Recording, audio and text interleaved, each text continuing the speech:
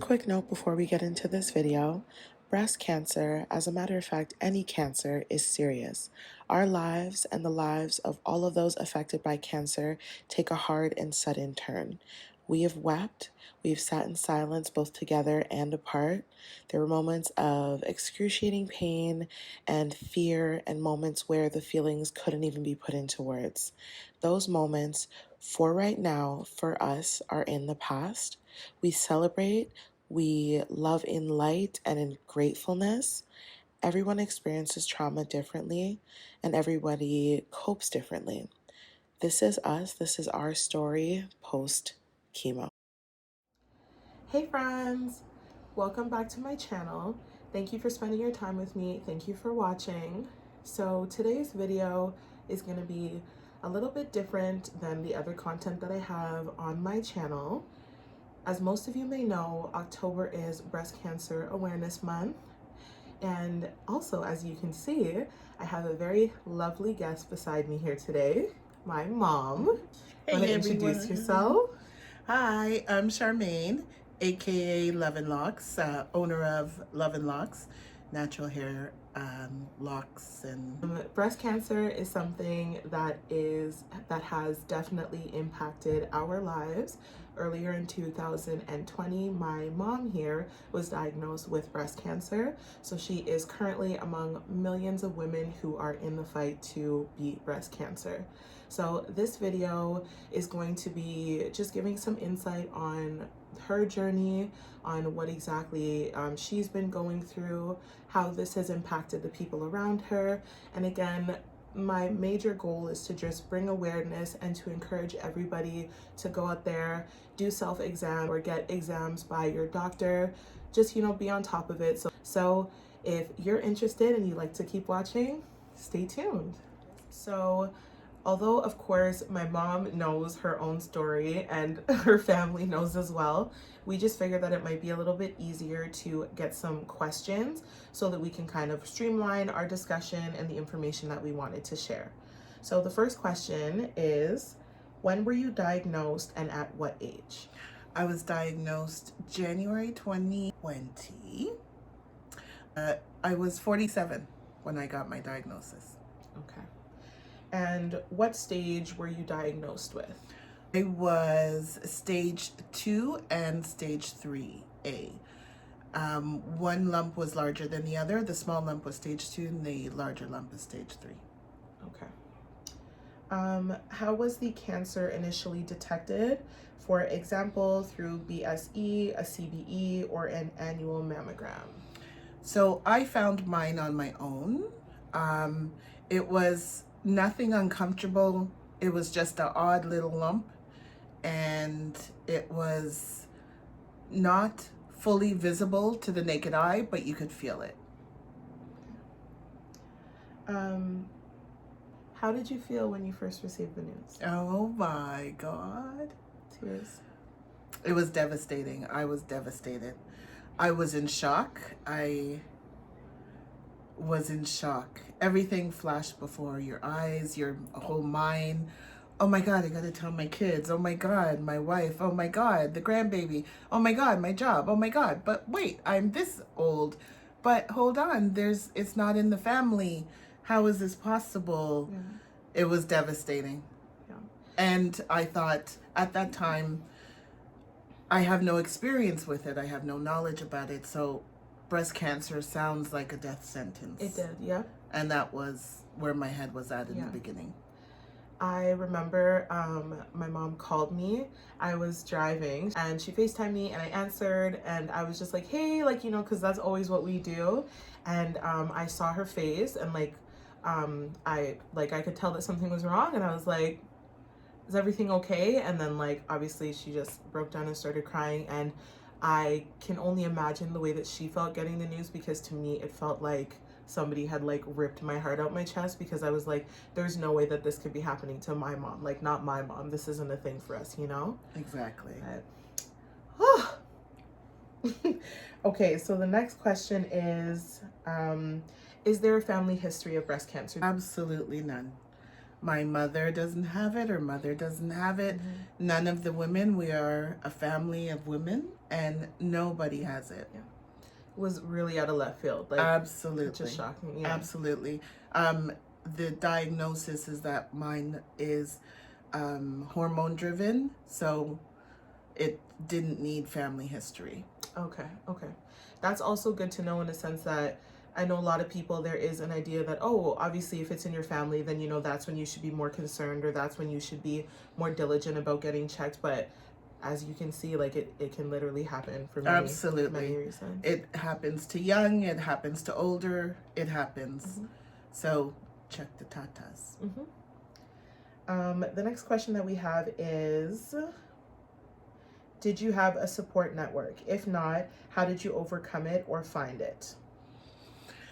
I had a support network. I have a support network. I have amazing daughters, amazing wife. I have an amazing family and extended family who prayed for me, who called me every day, who lifted me up.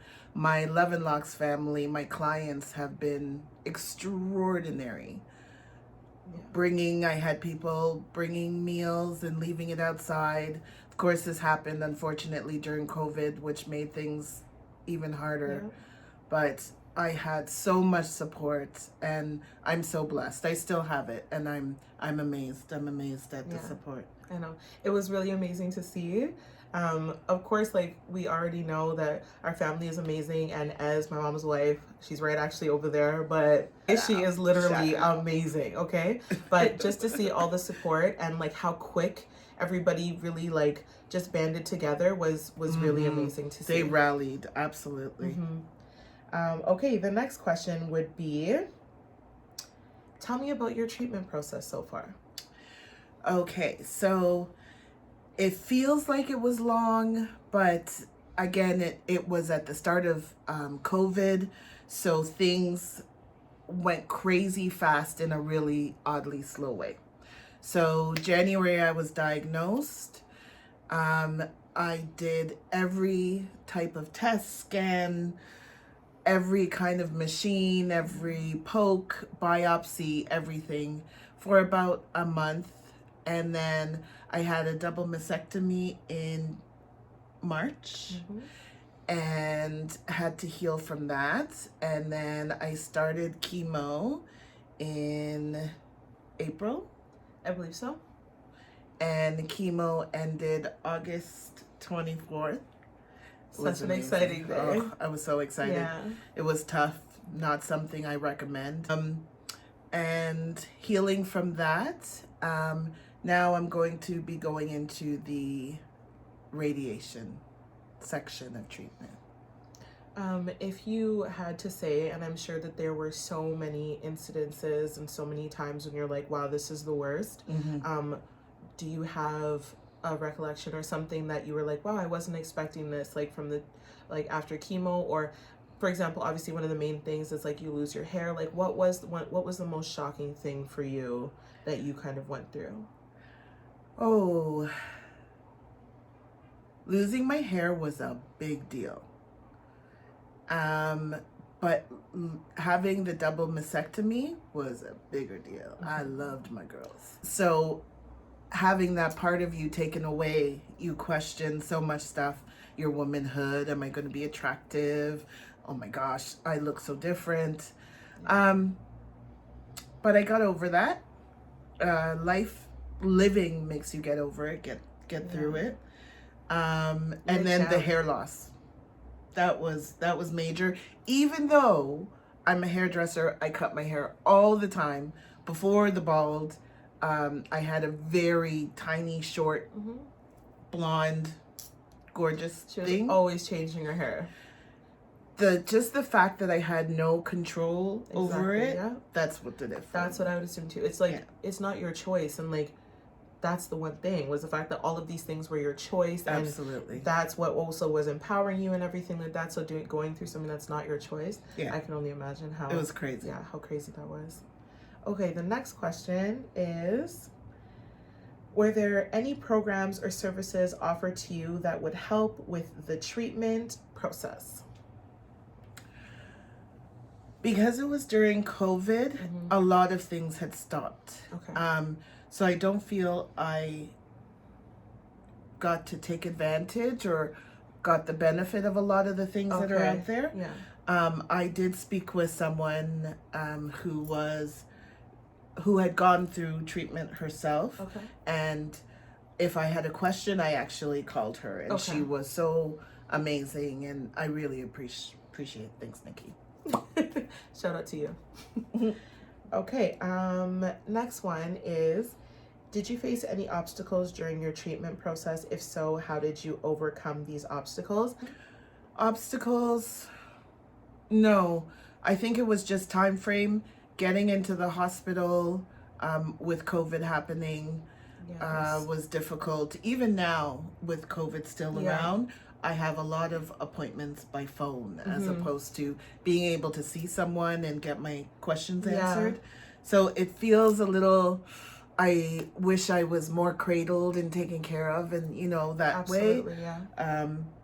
But I'm getting through it, and it's good. That she is. It's good. Yeah, It's one good. obstacle, like, again, from like the people around her, one thing that I would say was the fact that it was definitely frustrating in a sense of the limitations to us being able to be in there with her or be at the hospital with her, anything like that. Of course, like, thankfully they let us, even though she had to fight somebody, not literally.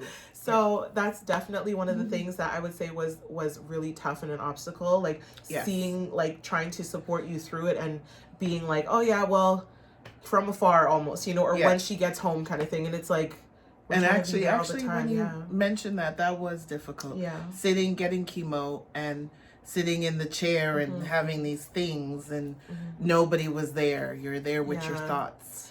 And you don't Girl. always want to be there with your thoughts. We would be like on FaceTime and stuff like that because that was the only option. And even that, like, sometimes she would like have to try to sneak that too. So yeah, that was definitely something that was tough. There was. And okay, so we're coming up to our last question. And the question is, what message would you like to provide women in the community? Oh my goodness. Get your boobs checked. Feel them, touch them, get familiar with them, know what's normal, know what's abnormal, if it hurts, if it looks weird, anything. Touch your boobs. Do your checks, monthly checks from all your glands all the way down, all your lymph nodes, under your arms. Check yourself. Early detection saves lives. It really does. I know that sounds like all the commercials and No, stuff, but but it's it true. is actually true. And cancer diagnosis nowadays is not a life sentence. And you'll get through it. It's hard as fuck, but you'll get through it. We have many days ahead. God and support. I really hope that this video was therapeutic in some way for you as well. Yes. But I just really hope that people can see that there's multiple ways that you can go about this. And like, my mom was really positive, like, and she did her best to keep her spirits up and stuff like that, although there were many times where it was very hard. And I would never say that she had to do that, but as you can see now, she's thriving, and I'm doing really well. One day at a time, absolutely. but I'm much further than I was in January. Absolutely. And I'm excited and I'm happy. And so I'm just stealing the camera for a minute. Can we appreciate this? So thank you guys again so much for watching. I hope that this was informative in some way. And if you can relate or have been going through something like this, we hope that you don't feel alone. I'm going to add a diagram of how you can self-examine for breast cancer. You can find this information all over the internet, of course. If you have any questions, you want to hail me up, I love all the love. Please feel free to leave me a comment, ask questions, or just give me your prayers. Thanks. So we will see you guys in one of the next videos. Thank you for your time.